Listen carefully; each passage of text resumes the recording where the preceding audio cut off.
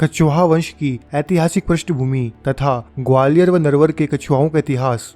भारत के 36 राजपूत राजकुलों में कछवाहा भी एक प्रसिद्ध राजकुल है। कछवाहा वंश अयोध्या राज्य के सूर्यवंश की एक शाखा है। कछवाहा क्षत्रिय अयोध्या के महाराजा रामचंद्र के बड़े पुत्र कुश के वंशज हैं। कुश के वंशज होने के कारण यह कुशवाहा भी कहलाते हैं। कुश का एक वंशज कुरम हुआ था, जिसके नाम पर कछवाहा कुरम वंशी भी कहलाते हैं। आमेर के राजा मान सिंह के विक्रम संवत 1661 के शिलालेख में, जो वर्तमान में राजस्थान म्यूजियम में है, उसमें लिखा है रघुवंश तिलक कछवाहा कुल मंडन। इससे भी ज्ञात होता है कि यह रघुकुल से संबंधित हैं।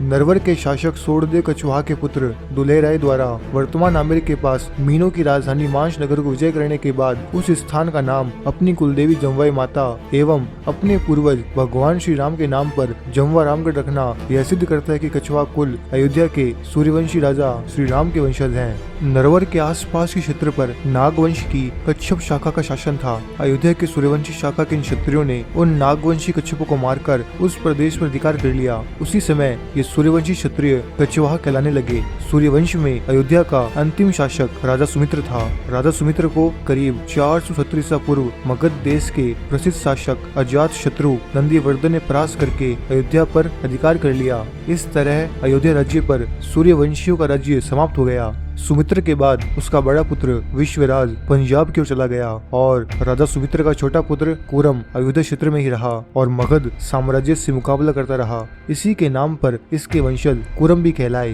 कुरम शब्द का उल्लेख अनेक प्राचीन शिलालेखों, ग्रंथों एवं कविताओं में भी हुआ है। इसी का वंशज महिराज मगध के शासक महापद्म से युद्ध करता हुआ मारा गया। मगध साम्राज्य के कमजोर पड़ने पर कुरम के वंशजों ने रोहितास पर अधिकार कर लिया। रोहितास का प्रसिद्ध किला इन्हीं कुरम शासकों का बनवाया हुआ है। चंद्रगुप्त मौर्य ने जब नंदों के विरुद्ध बगावत प्रारंभ की तो उसमें कछवाहा भी शामिल हुए। कछवाहा वंश का कर्णमहीप चंद्रगुप्त मौर्य का सामंत था तथा सेल्यूकस निकोटर के युद्धों में वह चंद्रगुप्त की ओर से लड़ा था। तब से यह कछवाहा वंश मौर्यों के सामंत के रूप में रहा है।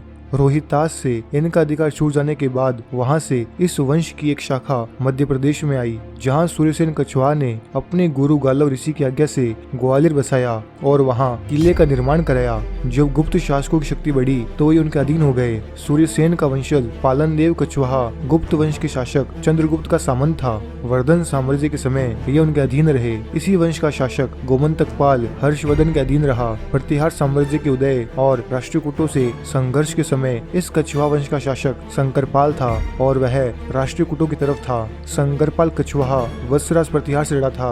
जब प्रतिहार साम्राज्य की शक्ति बढ़ी तब प्रतिहारों ने इन कछवाहों को परास्त करके ग्वालियर से निकाल दिया। तत्पश्चात ये कछवाहा प्रतिहार साम्राज्य के अधीन हो गए तथा पद्मावती क्षेत्र में ये उनके सामंतों के रूप में रहने लगे। इसी वंश का शासक राजा नल ने पद्मावती के स्थान पर या उसके समीप नरवर नगर बसाया। कछवाहा वंशी राजा नल का पुत्र ढोला हुआ, जिसकी राजस्थानी साहित्य में प्रसिद्ध प्रेम गाथा ढोला मरवणी प्रसिद्ध है। ढोला का पुत्र लक्ष्मण था।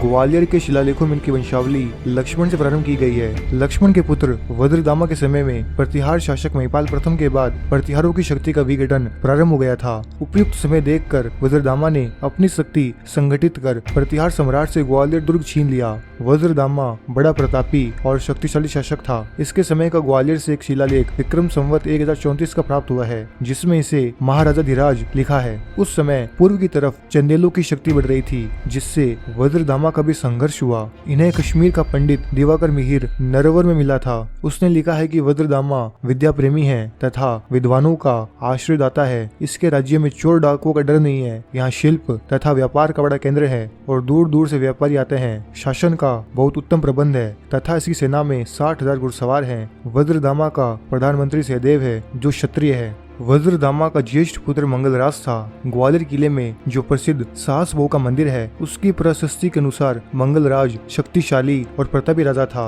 बयाना से प्राप्त शिलालेख के अनुसार मंगलराज का राज्य भरतपुर तक था। मंगलराज कछवाहा के पुत्र कीर्तिराज कछवाहा के समय में चंदेल शासक विद्याधर बड़ा शक्तिशाली हो गया था। कीर्तिराज कछवाहा ने विद्याधर की अधीनता स्वीकार कर ली थी। महमूद गजनवी ने जब कन्नौज पर हमला किया और वहाँ के प्रतिहार सम्राट त्रिलोचन पाल ने गजनवी की अधीनता स्वीकार कर ली, तब गजनवी कन्नौज से लौट गया। तभी उपयुक्त समय समझकर कीर्तिराज कछवाहा और दूबकुंड के अभिमन्यु कछवाहा ने मिलकर त्रिलोचन पाल पर आक्रमण कर दिया तथा अभिमन्यु कछवाहा के तीर से त्रिलोचनपाल मारा गया। गजनवी ने त्रिलोचनपाल की मृत्यु की खबर सुनकर सन 1022 ईस्वी में ग्वालियर के कीर्तिराज कछवाहा पर चढ़ाई कर दी, परंतु उसे ग्वालियर दुर्ग पर विजय पाने में सफलता नहीं मिली। कीर्तिराज कछवाहा और दूबकुंड के अभिमन्यु कछवाहा ने मिलकर मालवापति भोज परमार से युद्ध किया था। विद्याधर चंदेल के बाद में कीर्तिराज के पुत्र मूलदेव कछवाहा के समय में चंदेलों को लक्ष्मीकरण कलचुरी ने परास्त कर दिया, जिससे चंदेलों की शक्ति कमजोर हो गई। मूलदेव कछवाहा चंदेलों की पराधीनता छोड़कर स्वतंत्र हो गया था। मूलदेव के पश्चात उसका पुत्र देवपाल गद्दी पर बैठा। इसका दूसरा नाम अपराजित भी था। शिलालेख के अनुसार देवपाल कछवाहा कर्ण के समान दानी, बड़ा सत्यभाषी और धनुर्विद्या में अति निपुण था। इसके पुत्र पद्मपाल ने बहुत से राज्य विजय किए। पद्मपाल की अवस्था में ही मृत्यु हो गई थी तथा इसके कोई पुत्र न होने के कारण पद्मपाल के भाई सूर्यपाल कछवाहा के पुत्र महिपाल इसके बाद शासक हुआ। सूर्यपाल मूलदेव का छोटा पुत्र था। महिपाल ने अपने पूर्व के राजा पद्मपाल द्वारा प्रारंभ किया गया प्रसिद्ध विष्णु मंदिर विक्रम संवत 1150 में संपूर्ण कराया। ग्वालियर किले का यह मंदिर शिल्पकला का सुंदर नमूना है। अब उसे सास बहू का मंदिर कहते हैं। यहाँ की प्रशस्ति से कछवाहों के प्राचीन इतिहास पर पूर्ण प्रकाश पड़ता है। महिपाल के पश्चात क्रमश त्रिभुवनपाल, विजयपाल, सूर्यपाल और अनंगपाल ग्वालियर के शासक हुए। कुतुबुद्दीन ऐबक ने भी ग्वालियर पर आक्रमण किया था। उस समय वहाँ का शासक सोलकपाल कछवाहा था। शमसुद्दीन अल्तमश के ग्वालियर आक्रमण के समय में देवपाल कछवाहा वहाँ का राजा था।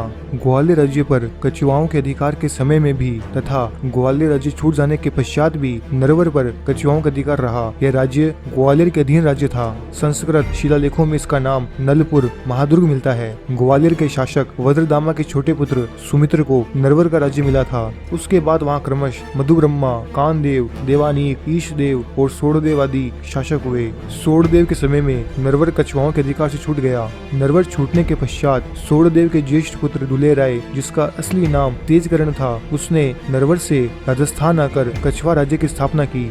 सोड़देव के बड़े पुत्र दुलेराय तो राजस्थान में चले गए तथा सोड़देव ने रामपुर और बरेली राज्यों को क्षेत्र विजय करके वहां पर अधिकार कर लिया। इनके छोटे पुत्र बीकल देव ने मध्य प्रदेश के उस क्षेत्र पर जो अब कछवाहा धार कहलाता है उस पर आक्रमण किया। उस समय उस क्षेत्र पर मेव लोगों का अधिकार था। मेव विविध शाखाओं के राजपूत थे और अनेक देवताओं के उपासक थे। जिस समय बीकल देव ने इस क्षेत्र पर आक्रमण किया उस समय इंदुरखी का इलाका ही मेवों का मुख्य स्थान था। उनके सरदार का नाम दतिया था। वह बड़ा बलवान और साहसी था। बीकल देव ने उमरी में अपना पड़ाव डालकर मेवों से युद्ध प्रारंभ किया और कुछ समय पश्चात धीरे धीरे समस्त प्रदेश को विजय कर वहां अपना शासन कायम किया।